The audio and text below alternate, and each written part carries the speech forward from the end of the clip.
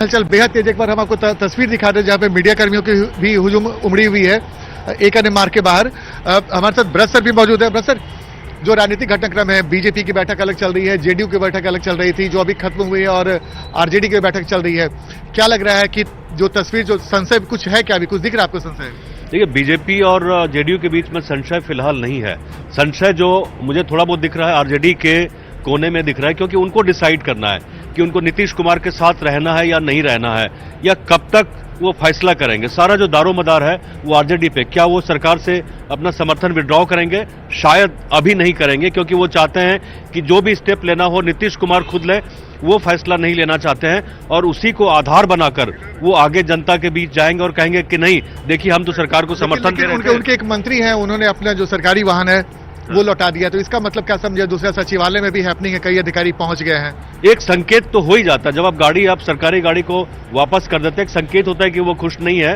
हालांकि जब तक लालू प्रसाद यादव या तेजस्वी की तरफ से यह घोषणा नहीं होती कि हम सरकार से समर्थन वापस ले रहे हैं, तब तक इसको एक पोस्चरिंग माना जाता है पॉलिटिक्स में कि आप एक दिखा रहे हैं कि हम खुश नहीं है, नाराज हैं आपसे। तो ये चीज बिल्कुल साफ हो गई, दूरी तो बढ़ी गई है, इसमें कोई ये नहीं है, संदेह नहीं है।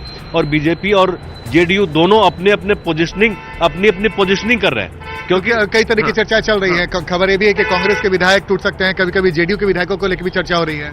ये सब जो खबरें, ये छोटी छोटी खबरें हैं। खबरें अभी ये हैं कि बीजेपी में कौन कौन लोग इसमें डेप्यूटी सीएम बनना चाहते हैं। चर्चा इस बात की हो रही है। अच्छा, वहां तक बात पहुंच गई? हाँ, यहाँ तक कल रात में बहुत सारे जो लोग थे, बीजेपी के सीनियर्स थे यहाँ पटना में, वो लगातार यही डिस्कस कर रहे थे कि कौन सा मंत्रालय लेने वाले हैं, या कौन सा मंत्रालय मिलेगा, या एक सवा साल की सरकार रहेगी लोकसभा के बाद मुश्किल से, तो उसमें सरकार का हिस्सा बनना है या नहीं बनना है।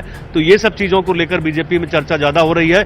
फॉर्मेलिटी पूरी हो चुकी है, क्योंकि यहां से कुछ नहीं होना है। जो कुछ तय होना था आनंद, वो दिल्ली में तय हो चुका है। वही बिल्कुल आपने सही कहा है, जो कि अमित शाह और जेपी नड्डा के साथ मुलाकात। चिराग पासवान ने पहली बार जो तेजस्वी नीतीश कुमार को लेकर सवाल पूछे गए तो बड़ा उन्होंने सकारात्मक जवाब दिया है।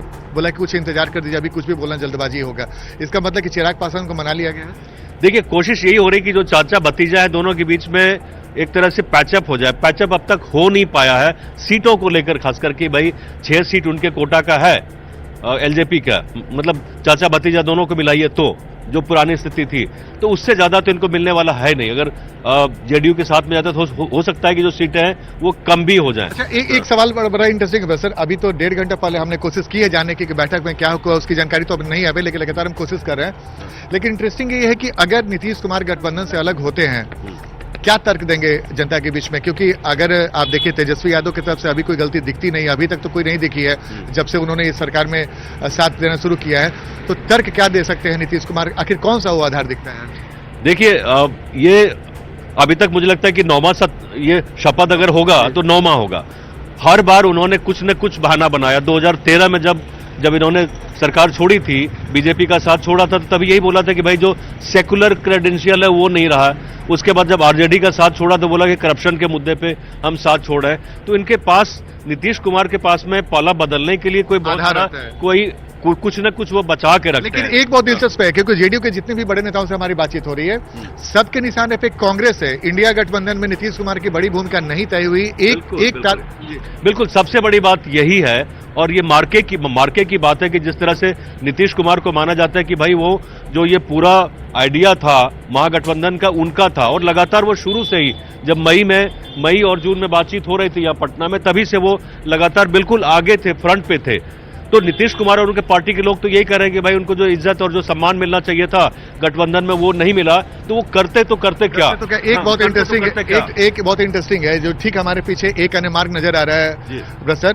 23 जून 2023 को यहीं पे पहली बैठक इंडिया गठबंधन की, जो नीतीश कुमार ही उसके करता धरता थे, और आज उन्हीं के ऊपर सवाल खड़ा हो गया और वही गठबंधन छोड़े। तो यानी कि हम माने कि इंडिया गठबंधन के जो मेन सूत्रधार थे, अब वो इंडिया गठबंधन नहीं रहा? बिल्कुल नहीं रहा। और जो स्थिति हम देखें, अगर बड़ी पिक्चर देखें, जो बिग पिक्चर हम कहते हैं राजनीति में, उसमें तस्वीर यही बनती दिख रही है कि बंगाल में ममता बनर्जी ने रास्ता साफ कर दिया कि हम आपके साथ में वर्तमान स्वरूप में नहीं होंगे।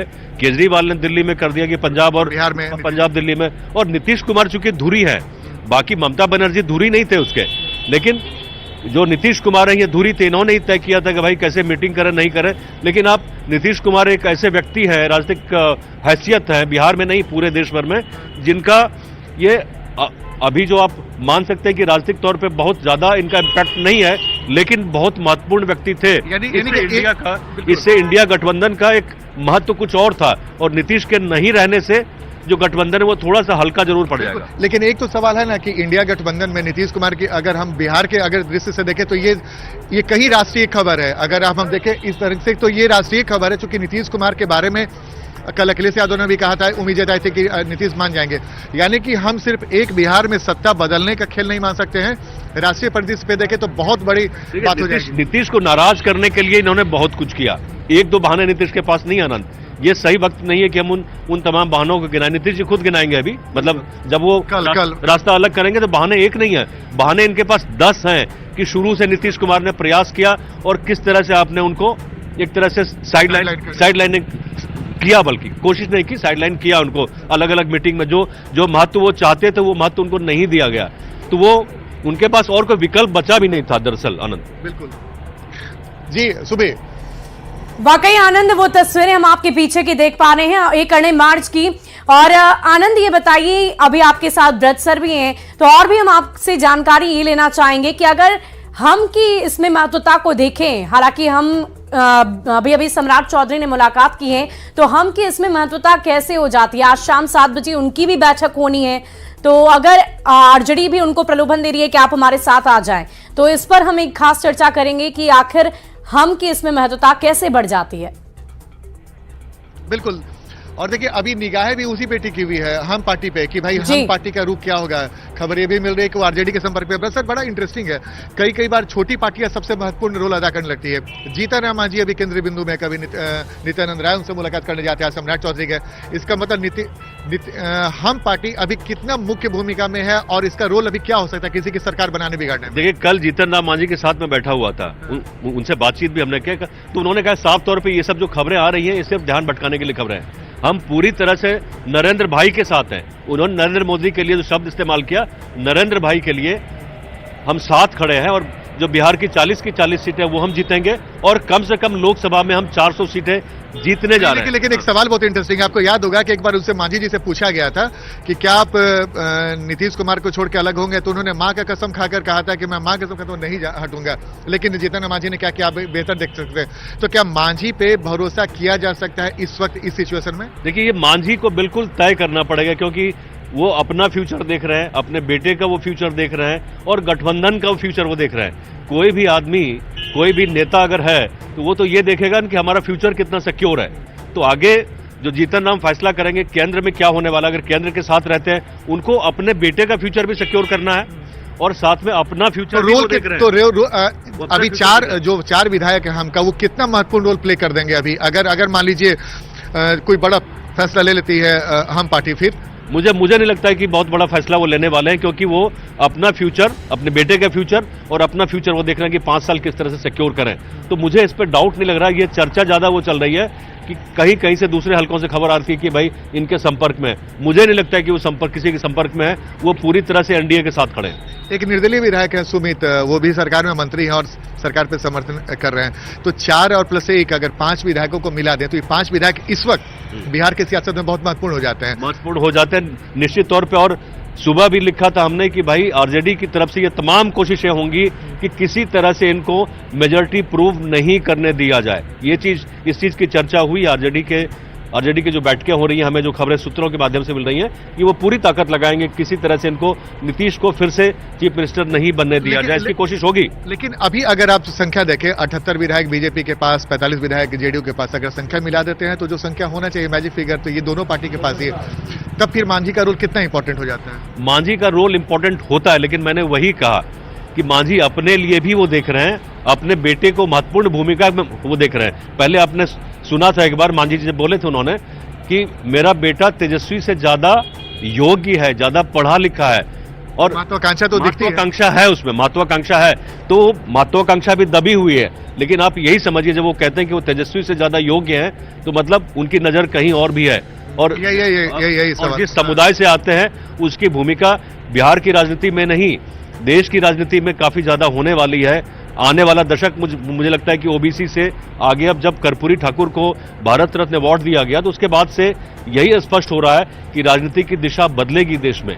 बिहार में तो बदलेगी, तय है, लेकिन देश में भी जो दलित और महादलित और जो ईबीसी आप कहते हैं उनकी भूमिका बढ़ेगी। तो उसमें जो ऐसे जो लोग प्लेयर हैं जो अभी फ्रिंज पे खड़े हैं, हाशिए पे खड़े हैं, वो मुख्य धारा में भी शामिल होंगे। अच्छा, कांग्रेस जो बिहार में कांग्रेस के 19 विधायक हैं, भूपेश बघेल को यहाँ भेजा जा रहा है, वो भी काफी बड़े नेता हैं। विनोद तावड़े को भी यहाँ पे भेजा जाता है। तो कांग्रेस को लेकर जो हलचल है, इसमें क्या आपको लगता है कि कुछ घटना घट सकती है कांग्रेस में? कांग्रेस के लोगों से बात हुई सुबह, जब उनकी बैठक हो रही थी तो मेरी बात हुई लगभग 11-12 के आसपास में। तो वो लोग, हालांकि चर्चा ये हो रही कि वो लोग संपर्क में, जेडीयू के संपर्क में, लेकिन मुझे इसकी संभावना थोड़ी कम लग रही है क्योंकि कांग्रेस के लोग उनके साथ हैं। इसमें महत्वपूर्ण भूमिका जरूर होगी विनोद तावड़े की, क्योंकि विनोद तावड़े की जो भूमिका रही थी महाराष्ट्र में, जिसकी चर्चा हमने कल भी की थी, उन्हीं के पास बिहार का भी चार्ज है। तो विनोद तावड़े को भी, हाँ, विनोद तावड़े को हम किसी तरह से अंडर एस्टिमेट नहीं कर सकते। भूपेश बघेल भी काफी महत्वपूर्ण प्लेयर है।